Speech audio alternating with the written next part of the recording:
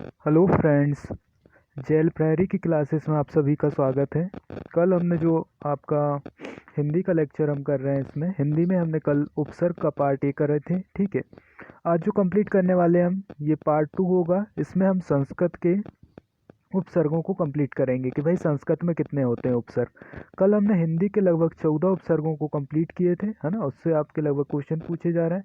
हम देखो जितना भी आपका उपसर्ग है उसको पूरा कंप्लीट करेंगे। ये आपके जितने भी सब्जेक्ट में आपकी हिंदी आती है, सॉरी एग्जाम्स में आपके हिंदी आते हैं, चाहे वो पटवारी हो, चाहे आपका एसआई हो, चाहे आपका फॉरेस्ट हो, चाहे आपका क्या हो, जेल प्रहरी हो, इन सारे एग्जाम्स में आपके हिंदी पूछे जाते हैं। तो हिंदी से संबंधित ये महत्वपूर्ण टॉपिक है और आपको ये सारे कंप्लीट करना।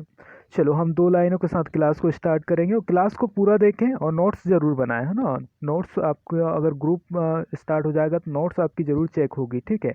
क्योंकि जब तक आप नोट्स नहीं बनाओगे तो क्या किससे रिवीजन करोगे, किन चीज़ों से। आप वीडियो से फिर से रिवीजन तो करने से रहा, है ना।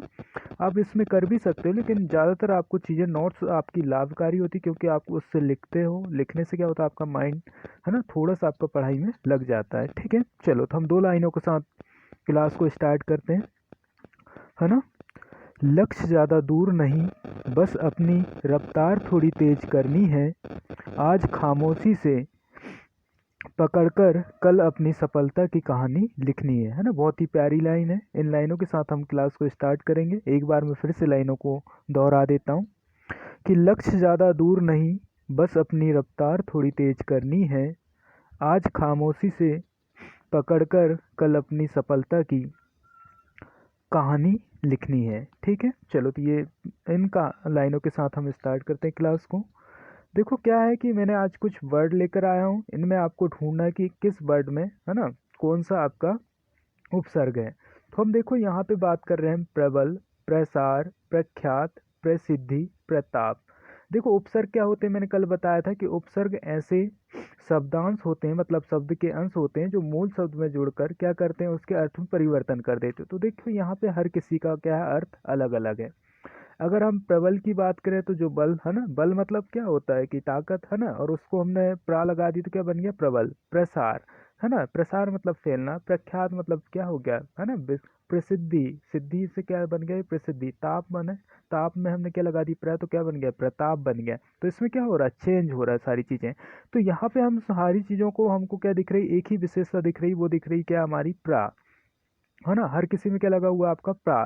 तो क्या हो जाएगा यहाँ पे, उपसर्ग हो जाएगा आपका प्रा, उपसर्ग हो जाएगा। ठीक है, प्रबल, प्रसार, प्रख्यात, प्रसिद्धि, प्रताप में क्या उपसर्ग हो गया प्रा।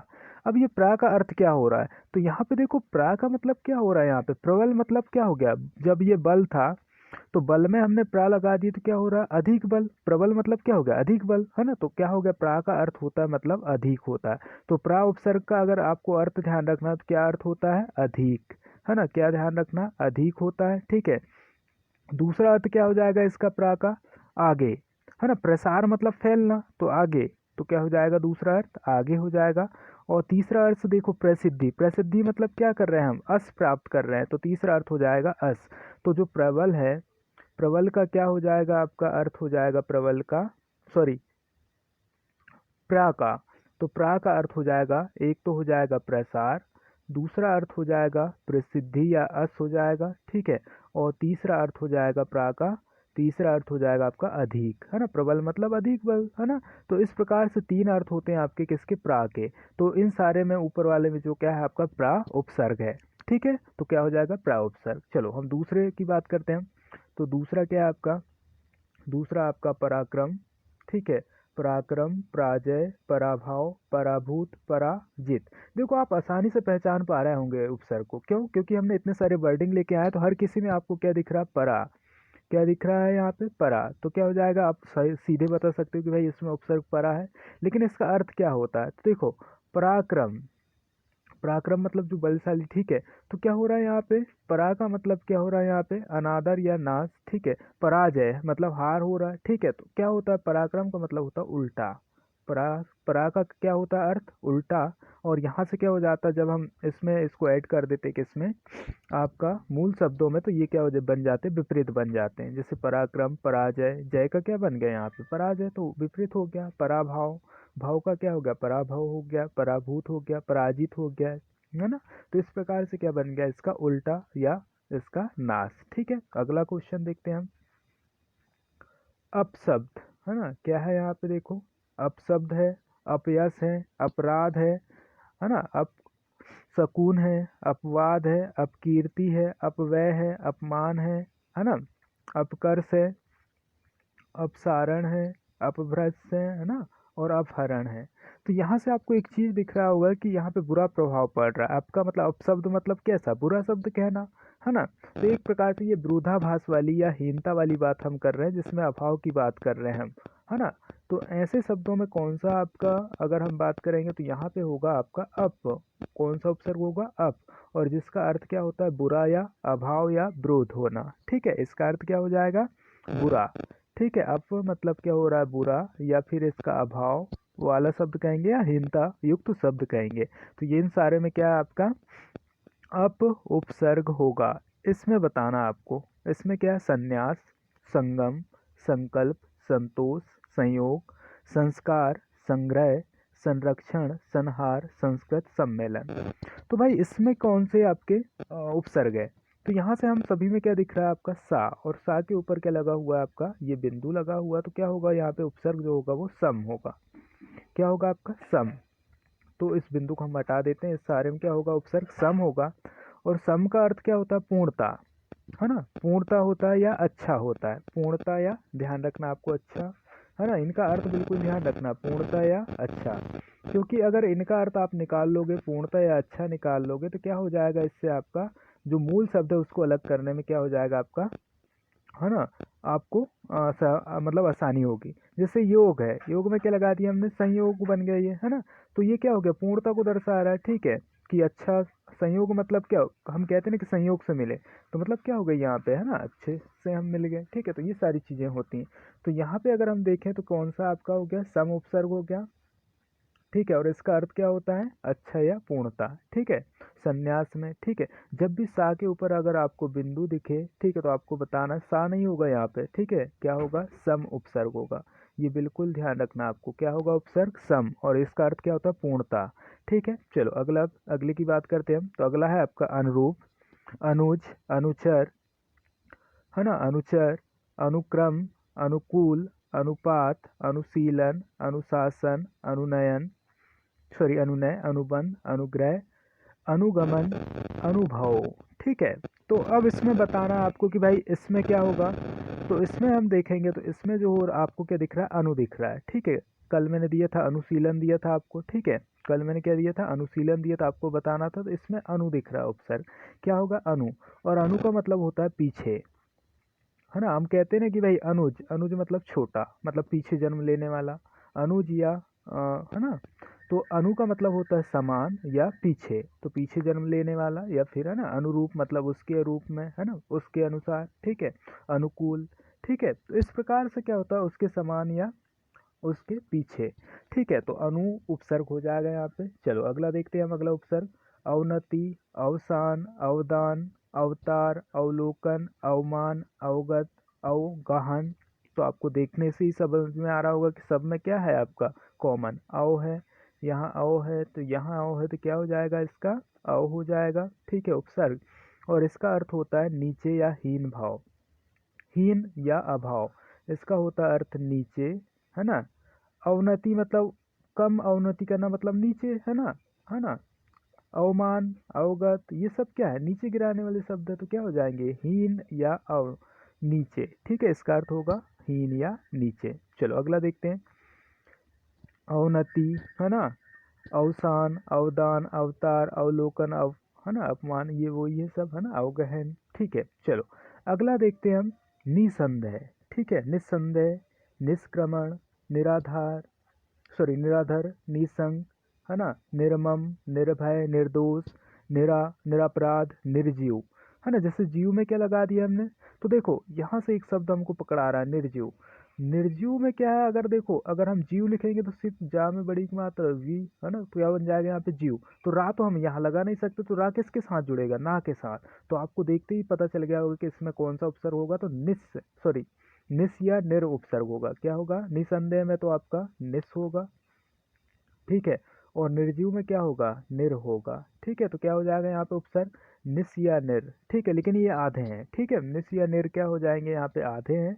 और इनके अगर अर्थ की बात करें तो देखो, निस या निर का मतलब होता है बाहर या फिर निषेध या रहित, है ना। क्या होता है, निस या निर का अर्थ क्या होता है, बाहर या निषेध या रहित। तो इस प्रकार से क्या हो जाएंगे, निस और निर उपसर्ग हो जाएंगे इनमें। ठीक है, आपको देखना है किस में निर है और किस में निस है, आपको दोनों लिखना है यहाँ से। ठीक है, चलो अगला देखते हैं। दुराचार, दुर्गुण, दुर्लभ, दुर्गम, दुर्ग, दुर्जन, है ना, दुर्बल, दुस्सह, दुर्दशा, दुर्व्यवहार, दुष्कर्म। ठीक है, तो यहाँ पहले वाले में तो आपका है ना क्या दिख रहा है, आपका दुराचार। तो क्या आ रहा है, रा, तो क्या हो जाएगा यहाँ पे, है ना, दुर। और यहाँ पे दुस्सह, दुस्सह, दुर्व्यवहार में क्या हो जाएगा, यहाँ तो दुर या फिर हो जाएगा आपका दुष्कर्म में क्या हो जाएगा, दुस, है ना। तो क्या हो जाएगा, दुर या दुस। यहाँ पे दो उपसर्ग हो जाएंगे आपके, दुर या दुस हो जाएंगे। ठीक है, और ये आपको यहाँ पे छांटना किस में दुर है और किस में दुस है। ठीक है, दोनों देखना है आपको। चलो, इनका अर्थ क्या होता है, तो इनका दुर या दुस का अर्थ भी होता है बुरा या कठिन, है ना। क्या होता है, बुरा या कठिन, या फिर दुष्ट भी होता है ना, दुष्ट भी होता है इसमें, है ना। चलो, दुर्जन में क्या होगा, दुष्ट होगा। चलो अगला, अगला देखते हैं हम। बिहार, विकार, विग्रह, विज्ञान, विदेश, है ना। विदेश की बात क्या है आपका, विवाद, वियोग, विवेक, है ना, विभाग, विनय, विमुख, है ना। तो हम यहाँ पे देखते हैं वी का अर्थ क्या होता है। तो देखो, वी का अर्थ होता है विशेष, है ना। तो यहाँ पे सब में क्या हो रहा है, उपसर्ग आपका वी मिल रहा है, और वी का अर्थ होता है यहाँ पे विशेष, है ना, विशेष, या फिर कहेंगे हम इसको भिन्न, है ना, विशेष या भिन्न, या इसी को कहेंगे हम हीन, है ना, हीन भी होता है इसका अर्थ। ठीक है, तो देखो हीन भी हो सकता है इसका अर्थ। चलो, अब इसमें देखते हैं हम, जैसे कि बिहार तो है ना विशेष बिहार जहाँ घूमने जाएंगे, विग्रह मतलब अलग करना, है ना, भिन्न करना। ठीक है, विज्ञान, है ना। चलो, तो विज्ञान, वियोग हो गया तो अलग करना, है ना, विवेक, ठीक है, ज्ञान, विभाग, है ना। तो इस प्रकार से क्या होता है, ये वी उपसर्ग होगा इन सब में। चलो अगला देखते हैं हम। आजन्म, आकर्षण, आरंभ, आजीवन, आरोहण, आगामी, आमुख, आभरण, आभूषण, आमरण, आचरण, आकार, आगमन। ठीक है, इन सब में क्या होगा, तो इन सब में देखेंगे हम, तो इसमें सब में क्या दिख रहा है हमको, आ दिख रहा है। क्या दिख रहा है, आ। लेकिन देखो, आ तो दिख रहा है, लेकिन संस्कृत में क्या कहेंगे हम इसको, आड। ठीक है, संस्कृत में आपको ऐसा मिलेगा, आड। ठीक है, तो हम आ तो कहेंगे, लेकिन आभरण, है ना, आजन्म, अगर आ मिलता तो वो क्या हो जाएगा, हिंदी का हो जाएगा। ठीक है, और यहाँ पे मतलब आ नहीं मिलेगा तो फिर क्या मिलेगा आपको, आर्ट। और इसका अर्थ क्या होता है, और, है ना, क्या होता है, और, है ना, या फिर दूसरा अर्थ होता है इसका समेत, है ना, या पूर्ण, समेत या पूर्ण, या और इसका अर्थ होता है। ठीक है, तो ये हो गया आपका आजन्म। तो आपको क्या मिलेगा, उपसर्ग आर्ट मिलेगा। ठीक है, चलो अगला देखते हैं हम।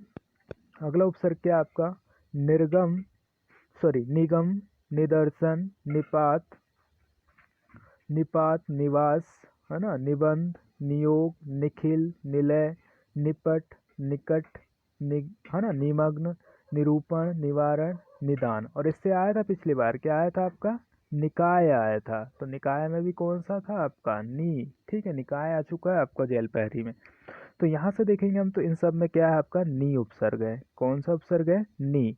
और नी का अर्थ क्या होता है, तो आपको बताना, भीतर या नीचे, है ना। क्या होता है इसका अर्थ, भीतर या नीचे। ठीक है ना। इस प्रकार से इसका अर्थ होता है। अगला देखते हैं हम, अगला उपसर्ग क्या है। तो अगला उपसर्ग है आपका अधिदेव, अधिकारी, अधिष्ठता, है ना, अधिष्ठान, अधिकरण, अधिराज, अधिपति, अध्येता। सब में क्या दिख रहा है आपको, आ दिख रहा है ना। लेकिन यहाँ पे देखो अध्यक्ष, है ना, अधीक्षक, यहाँ पे देखो, है ना, अध्यक्ष, अध्याय, है ना, अधिकार, अध्यात्म, अध्यक्ष। इनमें कुछ दिख रहा है आपको, नहीं। इनमें देखो, यहाँ तो हमको स्पष्ट हो गया कि भाई चलो ठीक है, अधि है तो मतलब क्या होगा, यहाँ पे उपसर्ग अधि होगा।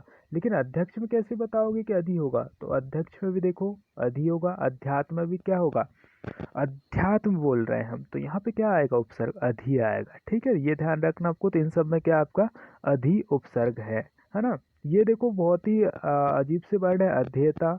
कोई भी बता ही नहीं सकता कि इसमें अधेयता हो, अधेयता में अधि उपसर्ग होगा, अध्यात्म में अधि होगा, अधीक्षक में तो खैर बता दो कि कैदी होगा, लेकिन अध्यक्ष में नहीं बता पाओगे कैदी होगा, तो यहाँ पे ध्यान रखना है ऐसे शब्दों को। चलो अगला देखते हैं हम। अपिभू, अपीति, अपिधान, अपे, अपेयति, इन सभी में क्या दिख रहा है आपको? अपी, है ना। अपी का मतलब क्या होता है यहाँ पे? तो अपी का मतलब होता है समीप। अपी का मतलब क्या होता है? समीप होता है। ठीक है, यहाँ पे क्या है? अपी उपसर्ग है, और अपी का मतलब क्या होता है? समीप। ठीक है, समीप, या फिर इसे कहेंगे हम भी, है ना, भी कह सकते हैं हम इसको, भी कह सकते हैं। ठीक है, जैसे अपीति की बात करें तो अपीति का मतलब होता है पृथक पृथक होना। अपी भू का मतलब समीपस्थ होता है, और अपेति का मतलब होता है समीप आता भी है ना, इसका मतलब ये होता है। चलो अगला देखते हैं हम। अगला उपसर्ग है आपका अतिक्रमण। अतिक्रमण के बाद है अतिरिक्त, है ना, अतिशय, अतिकाल, अत्यंत। ठीक है, अत्याचार, अतियुक्ति, अतिव्याप्त, इन सभी में क्या है? तो अतिव्याप्त में इन सब में क्या दिख रहा है आपको? आ तो दिख ही रहा है, लेकिन यहाँ पे अतिव्याप्त में आपको एक शब्द दिख रहा है, क्या? अति। अतिक्रमण में अति दिख रहा है, यहाँ पे सब में अति, लेकिन अत्यंत में समझ में आ रहा है क्या? नहीं, अति धन अंत होता है, क्योंकि देखो अत्यंत में अगर आ हम यहाँ पे उपसर्ग बनाएंगे आ को, ठीक है, तो यहाँ पे त्यंत तो कोई शब्द ही नहीं हुआ, तो त्यंत जब शब्द नहीं हुआ तो क्या बनाएंगे हम? इसको अत्यंत बनाएंगे। ठीक है, तब क्या होगा यहाँ पे? अतिधन, अत्यंत धन, तो क्या बन जाएगा? अत्यंत बन जाएगा। ठीक है, यति धन अंत होगा तो अत्यंत बन जाएगा। अत्याचार, है ना, यहाँ तो खैर, लेकिन त्याचार को नहीं बना सकते हम, त्याचार, है ना। तो देखो शब्द को आपको क्या करना? अलग करना। जैसे अत्यंत को आप जब तोड़ोगे, अलग करोगे उपसर्ग को, ठीक है, तो वही त्यंत का क्या बनना चाहिए? यहाँ पे ये शब्द कैसा बनना चाहिए? मूल शब्द कैसा बनना चाहिए? अर्थयुक्त बनना चाहिए। त्यंत का तो भाई कोई अर्थ नहीं होता, अंत का अर्थ होता है, लेकिन, है ना, तो इस प्रकार से। चलो, तो यहाँ सभी में क्या? अति उपसर्ग है। फिर स्वागत, सुपुत्र, सुकर्म, सुकवि, ठीक है, सुगम, इन सब में क्या है आपका? सु उपसर्ग है, और सु का मतलब क्या होता है? अच्छा या सुखी। ठीक है, सु का मतलब क्या होता है? अच्छा या सुखी। ठीक है, तो ये हो गया आपका सु। अगला देखते हैं हम। अतिक्रमण, अतिरिक्त, अतिशय, अतिकाल, अत्यंत, अत्याचार, अतियुक्ति, अतिव्याप्त, है ना, इन सब में क्या है आपका? अति है ना, तो क्या जाएगा इन सभी में आपका? अतिव्याप्त में, है ना, इन सब में हो जाएगा आपका अति। अति का मतलब होता है अधिक, है ना, या ऊपर, है ना, कि भाई तुमने तो अति कर दी। ठीक है, तो ये होता है यहाँ पे सब में अति। फिर आपका स्वागत, सुपुत्र, सुकर्म, सुकवि, सुगम, इनमें क्या होगा आपका? सु होगा। ठीक है, चलो आगे चलते हैं हम। अगला उद्गार, उद्गम, उद्भव, उद्देश्य, उद्धृत, उद्घाटन, उदाहरण, उद्बोधन, इन सभी में उत्थान, उत्साह, उल्लेख, उन्नति, इन सब में क्या है? तो उत्त, यहाँ पे या तो उपसर्ग मिलेगा आपको उत, या दूसरा उपसर्ग मिलेगा आपका उद। क्या मिलेगा आपका? उपसर्ग उत या उद मिलेगा। ठीक है, और इसका अर्थ क्या होता है? ऊपर या श्रेष्ठ, है ना। उत्तम मतलब क्या होगा? श्रेष्ठ, है ना, ऊपर। ठीक है, तो इसका मतलब होता है ऊपर या श्रेष्ठ। ठीक है, तो उद्गार, उद्गम, है ना, इन सब में ध्यान रखना आपको। उत या उद, ये वाले देखो बहुत ही इंपॉर्टेंट है। उत या उद, वो निस्य और निर, है ना, ये सभी क्या है आपके इंपॉर्टेंट। चलो अगला देखते हैं हम। अभिप्राय, ठीक है, क्या है आपका? अभिप्राय, अभियान, ठीक है, अभिनंदन, अभियोग, है ना, अभिसार, अभिज्ञान, अभिरूप, अभिमुख, ठीक है, और अभिमान, ठीक है, अभ्यास, अभ्युदय, इसमें आपको बताना है कि कौन सा उपसर्ग है, और अभि का अर्थ क्या होता है ये भी बताना है आपको। ठीक है, इनके अर्थ भी बताओगे। प्रत्यक्ष, प्रतिध्वनि, प्रतिकूल, प्रतिकार, प्रतिदान, है ना, प्रतिनिधि, प्रतिक्षण, प्रत्येक और प्रत्यय, है ना, प्रत्यक्ष, इन सब का आपको तीनों का परिक्रमा, परिवार, परिजन, परिणाम, परिभूत, परिधि, परिपूर्ण, परिमाण और परिवर्तन, इन तीनों के आपको मुझे क्या बताना? उपसर्ग भी बताना कमेंट्स में आप लोगों को, और इसका अर्थ भी बताना कि क्या अर्थ होगा। ठीक है, सारे लोग वीडियो को लाइक करें, शेयर ज़रूर करें, और चैनल को सब्सक्राइब कर लें। थैंक यू, धन्यवाद।